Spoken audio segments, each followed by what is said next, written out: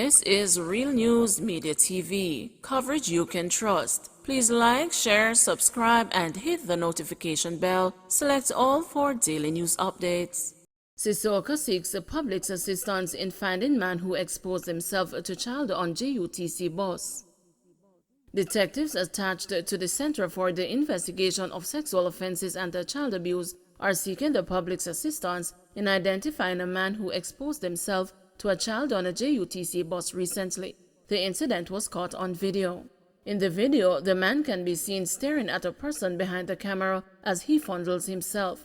The footage was reportedly captured by the child. Sissoko is asking anyone with information that can assist the officers in finding the culprit to contact them at 876-926-4079, call Crime Stop at 311 or the police 119 emergency number.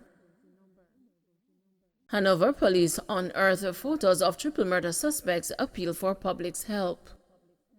The Hanover police have unearthed photographs suspected to be of the perpetrators of the March triple murder case in Santoy, Hanover, and are appealing for assistance from the public in identifying the individuals. In a release shared with photos from the night of the incident, the police said detectives have made some headway in the case, having followed several investigative leads and lines of inquiry. However, in hopes of helping the case to advance further, they are encouraging the public to share any information they may have that can help investigators.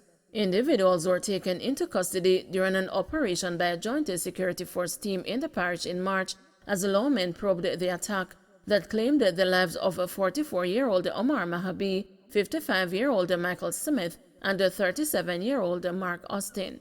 Police report that shortly after 7 p.m., the men were installing security cameras at a mini-mart located at the Logwood Santoy Crossroad when gunmen posing as customers opened fire on people outside. Smith and Austin died on the spot, and their bodies were removed to the Dolls Funeral Home after the crime scene was processed about 12:35 a.m. Thursday.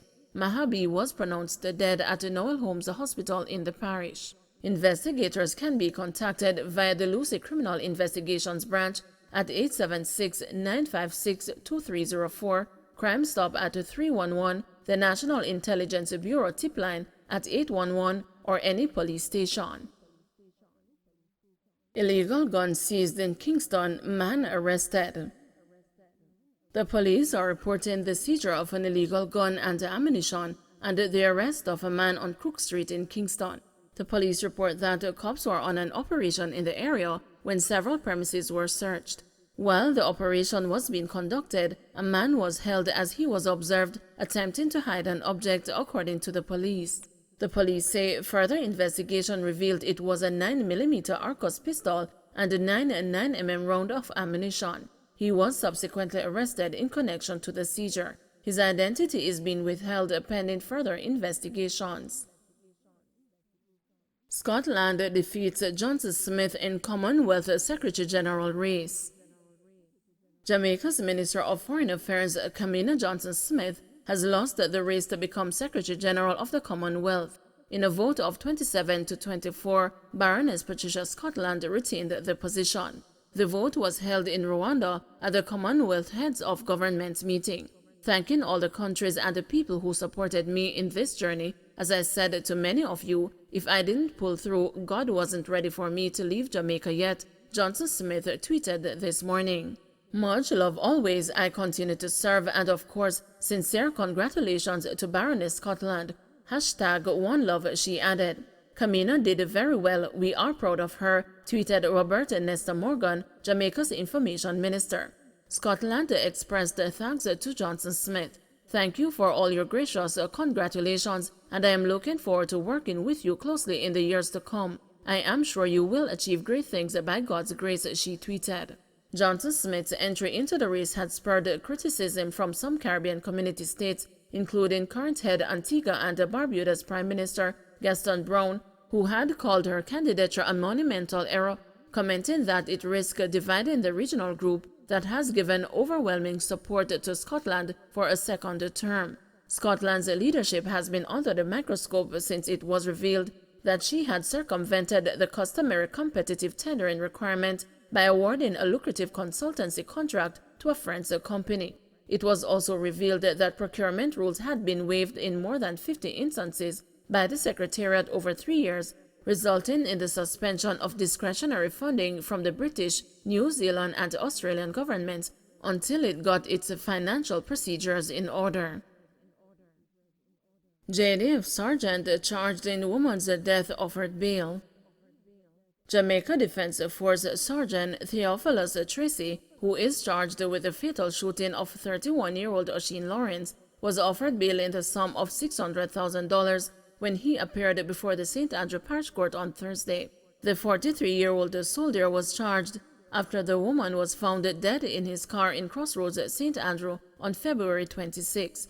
Mr. Tracy, who is accused of failing to hand over his licensed firearm to investigators, told them he was acting in self-defense. The JDF soldier reportedly said he was the victim of a robbery involving the woman and the 4 men. He claimed he had to discharge his gun in an attempt to defend himself. Mr. Tracy said one of the men overpowered him and took his firearm. A month later, the gun was handed over by a civilian. Mr. Tracy is scheduled to return to court on July 28, when the case will again be mentioned. Almost 200 pounds of plastic removed through NSWMA program in St. Andrew. More than 190 pounds of plastic have been removed from the waste stream through the National Solid Waste Management Authority's Northern Belt Plastic Separation Program in St. Andrew. The program started in January 2020 in 16 communities. NSWMA's Community Relations Manager, Kimberly Blair, told the news that the figure has increased to 30. The NSWMA sensitizes the communities on plastic separation and provides households with biodegradable garbage bags. The bags are collected every 2 weeks by MPM Waste Management.